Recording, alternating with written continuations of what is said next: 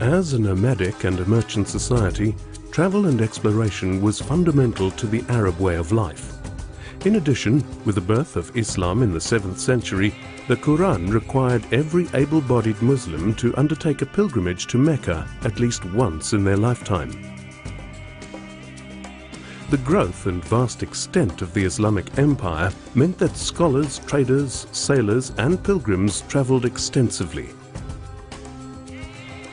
Their descriptions of the lands they travelled to grew in volume and detail, resulting in the most comprehensive mapping the world had ever seen. One of the most captivating Muslim explorers of this time was Ibn Battuta, who set out from Tangier in Morocco for Mecca at the tender age of 21 years. He had no idea at the time how this journey would direct the course of his life. A journey that was meant to last 16 months turned into an adventure that lasted almost 3 decades. In this time he travelled 120,000 kilometres, traversed 42 different countries, and worked as a judge and advisor for sultans and emperors. In 1354, he returned home to Tangier with amazing stories of distant and exotic places. He wrote of his travels in the Rihla, a remarkable diary that provided an enlightening account of the Islamic world at that time. It named over 2,000 people he had met and whose tombs he had visited, including 60 heads of state, 24 of whom he had worked for as an advisor. A legendary Muslim explorer of the time was the 15th century sailor and poet Ahmad ibn Majid. Born in the 1430s, his life spanned the most critical century in nautical history, when competition between the world powers for trade routes was savage, and when knowledge at sea meant power. Ahmad ibn Majid's extraordinary chronicles and navigational expertise gave Muslim voyagers a great advantage. His first chronicles, Hawiyah, written in the unusual form of a 1,082-line poem, was a compendium of navigational theory, detailing routes across the entire Indian Ocean. His next work, the Book of Profitable Things Concerning the Principles and Rules of Navigation, published in 1490, was considered the best book on Arabic navigation ever written. Its extensive content covered seasonal winds, star positions, locations of ports, and all the sea routes relevant to trade at the time.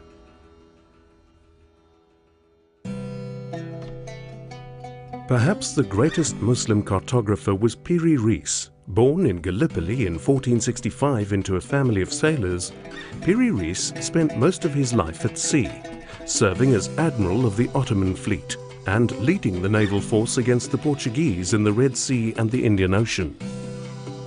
He created the earliest existing map of the Americas, which he compiled from a collection of 20 maps, including charts designed by Christopher Columbus. It is so accurate that it can still be used today. He also wrote the Book of Navigation, regarded as the definitive work on navigation at the time. And from his extensive voyages throughout the coastal regions of the Mediterranean Sea, Reis compiled his Kitab-i-Bariyeh, a famous nautical handbook. This handbook provided accurate geographical descriptions of the area as well as detailed sea charts. Described as a tall, handsome man with the stride of a tiger, the Muslim Chinese Admiral Zheng He commanded not only the respect of an emperor, but also nearly 30,000 seamen, and one of the greatest fleets of ships of all time. Born as Ma He in Kunming in 1371 to a Muslim family, he was captured by Chinese warriors of the Ming Empire. Soon afterwards, he was placed in the service of Prince Zhu Di, who, on becoming emperor, appointed Ma He as admiral of the imperial fleet and awarded him the title Zheng He. To fulfill the emperor's ambitions, Zheng He assembled a fleet of unheard-of proportions. The ships were able to spend months, even years away from home, sustaining the 28,000-strong crew that it carried. This fleet consisted of a variety of specialized ships, including mighty treasure ships, which at more than 3,000 tons displacement and 1,000 passenger capacity dwarfed the vessels of later European explorers. Zheng He completed 6 voyages between 1405 and 1433. He brought back treasures from places far and wide, and his voyages were central to the development of Islam in Indonesia and Malaysia. He died on his return from his 7th voyage. By this time, Zheng He's fleet had visited most known cultures in the Indian Ocean region and anchored in the most famous ports of the time. He travelled at least as far south as the Mozambique Channel, whilst some historians claim that he even rounded the Cape of Good Hope and reached the Americas and Europe via the Atlantic Ocean.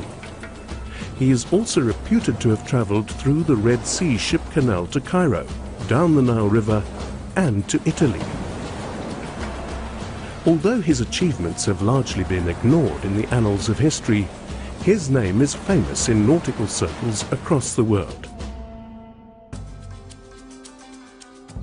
These courageous Muslim explorers made an extraordinary contribution to the course of history and to our knowledge of the world in which we live. They established friendly diplomatic and trading relationships with people of many countries and paved the way for the age of exploration that would follow.